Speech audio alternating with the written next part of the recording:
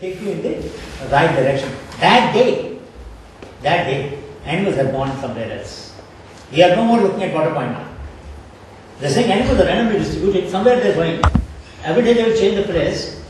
Today they are somewhere. But someone who can read the footprints, and there are puggies, in Gujarat we call them puggies, North Gujarat mein hote na? Those who can, even the human beings, they can figure out if there is a theft.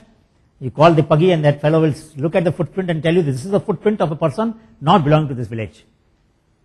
And then he will trace it and try to find where from this thief came. Very clever people. They are still there. They are still there. But in this case, they are looking at the footprint of animals. Right? He is the leader, not the power structure, not the traditional chief of the tribe. He has no advantage in it. All right. Second, the group will include some people. What will they do when they are going for honey collection? And honeycombs are in the rocks, let us say, in this case, at higher altitude.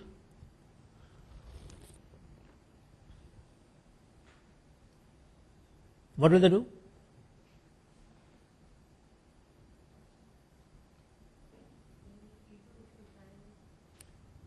No, but before climbing, you have to see from a distance and see whether honeycomb is mature or not. Right? So, those who can, experts in deciphering the language of honeycomb and from a distance can see whether it is mature or not. Right? But this person who can read honeycombs in the hunting expedition has no advantage. So he becomes an ordinary member of the team. Correct? So first principle is skill determines the leadership, not the status, not the conventional status in the organization. Second, a leader in another expedition can be the follower in this expedition. Right? Third, when they collect the game, will it only belong to the group which went for hunting? Because some other group has gone for honey collection. Some other group has gone for food gathering. Some other group has gone for fishing. So they will come back and share with the entire group. Correct? That means pooling is independent of redistribution. You can't say because you have brought the game, it is only yours. So जाओ खा लो फिर अपना. You अपना मांस खा लो, हम अपना हनी खा लेंगे, तुम्हें नहीं देंगे. Get the point? So three principles are evolving here.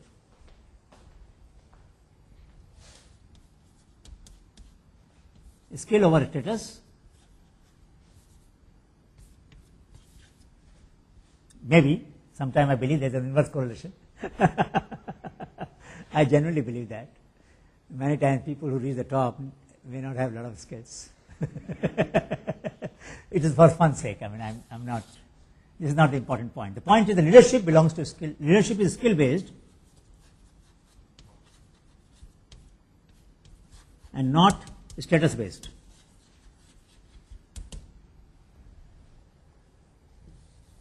Second, leadership is iterative.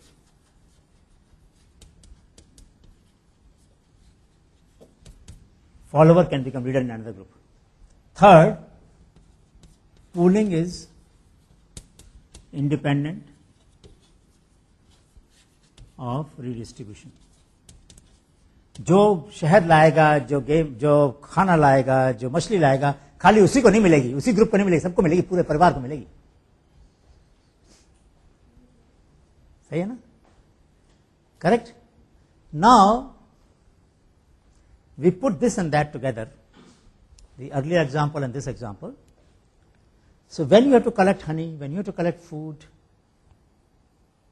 let's take food collection. So I have to collect tubers. I am in Dangs. Dangs may be tuber. So I have an option.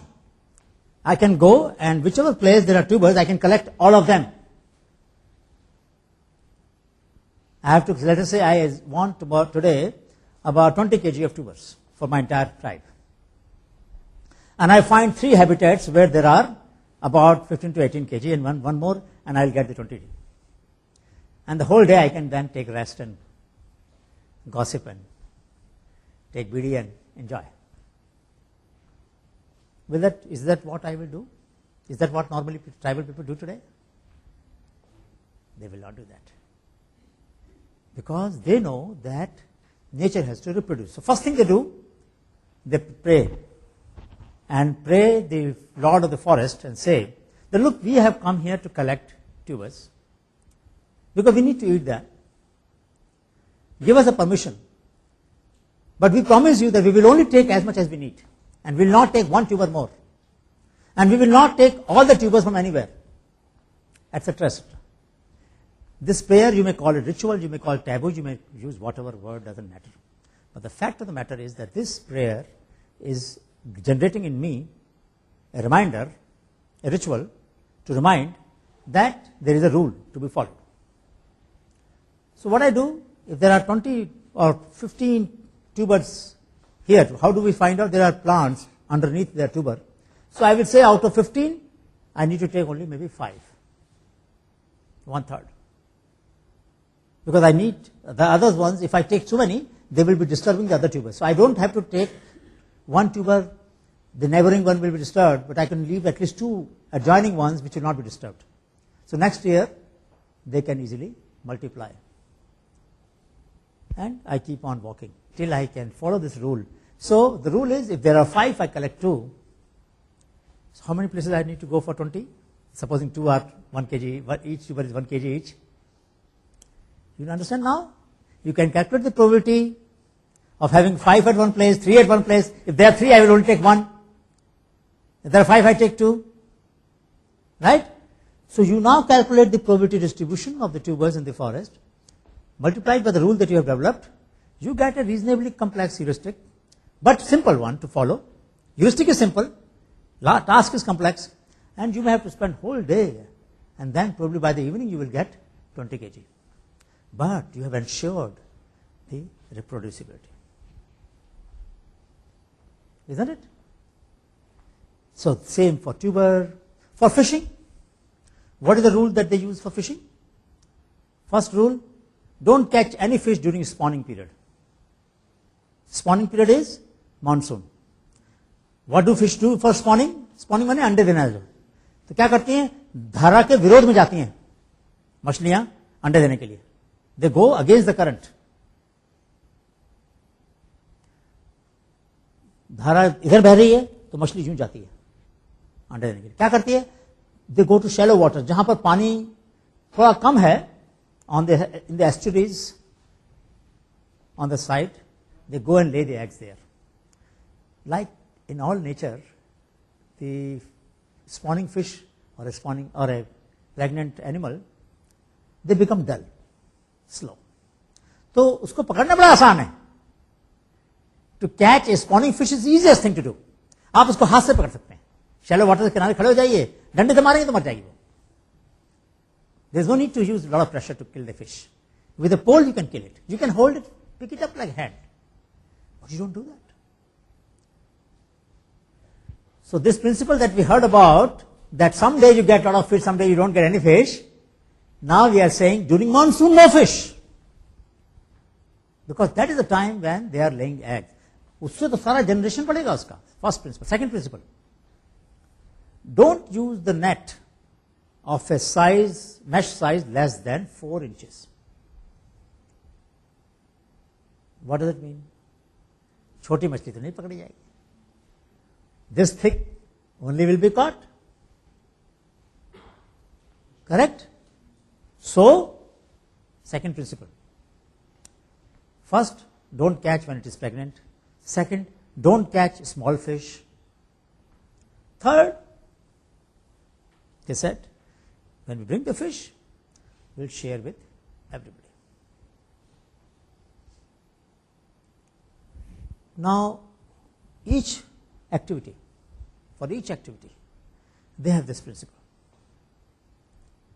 Each principle is aimed to ensure reproducibility of the system for long term. Only when you are long term, you will have such principles.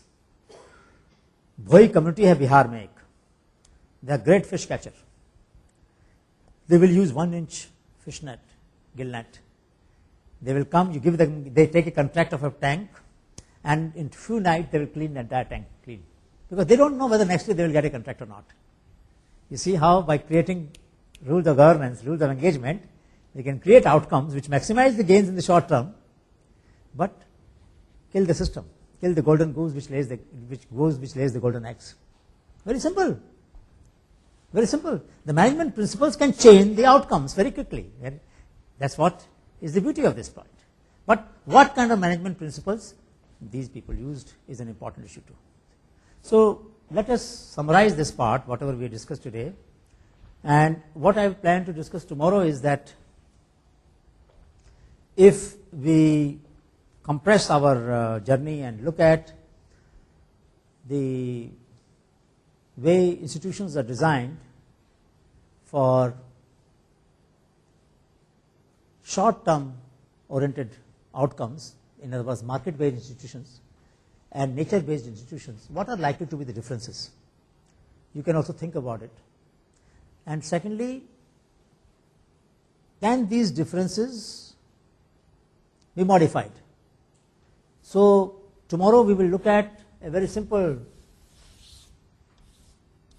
framework under which we will look at the question that I raised.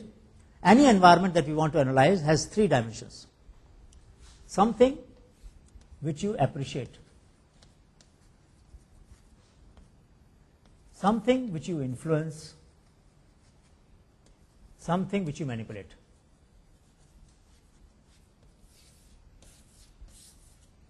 कुछ हिस्सा है जिसको आपको समझना है. How much rain it will be, you cannot influence it. In the short term, you can't change it either. You have to just take note of it. Weather, you have to take note of it. You have to deal with it. Change थोड़ी कर सकते हैं. Something you can influence. Whether whatever rain falls, can that water be stored or not, in situ or otherwise, that is in your hand. But you can't do all of it. But you can influence the practices. You can modify that. Manipulation. If there is a moisture in the soil, how do you best utilize it? It's in your hand. What technology do you use? So something that we can appreciate, something which you can influence, something which you can manipulate. We will use this matrix to analyze the behavior of institutions which are nature dependent and which are market dependent. That's what we'll do tomorrow. But today, let me summarize what we have discussed and then see if it makes sense.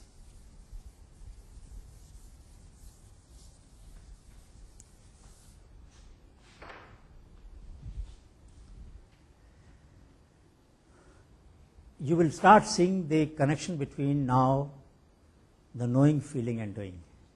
The point that I want you to keep in mind. How these communities, society has tried to integrate these 3 things in the longer term interest. So let us say first capital which came into being was natural capital. So yesterday we discussed that when you had tools and you can harvest the fruits, you began to say, all right, this is my tree, that's your tree. The boundaries started emerging. When boundaries started emerging, ownership, concept of ownership came into being. Correct? So you could store, you could exchange, you could gift, you could consume resources. Slowly and slowly, commoditization started. So the first capital which came into being was natural capital. Then came 2 kinds of other capital. Social capital and ethical capital. नैतिक संपदा और सामाजिक संपदा, प्राकृतिक संपदा से. अब सामाजिक संपदा क्या है? What is the social capital? Social capital has 3 parts. Trust, reciprocity and third party sanctions.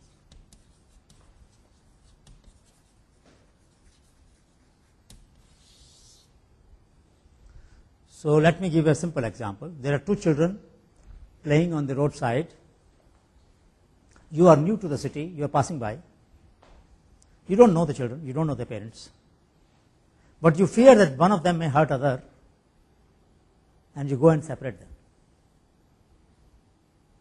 आप गए बच्चों को हटा देते. Who has given you the right to separate them?